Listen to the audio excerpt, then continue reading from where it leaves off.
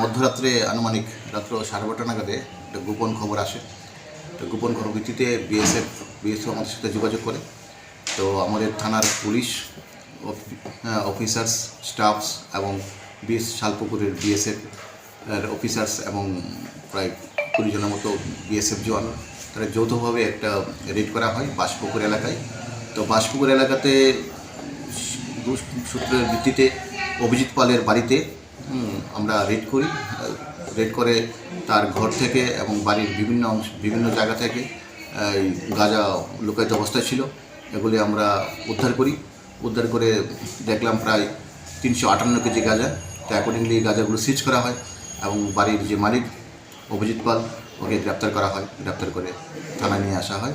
Accordingly এনডিপিএসের একটা case registration করা হচ্ছে। আজকে তাকে কোর্টে ফরওয়ার্ড করা হবে।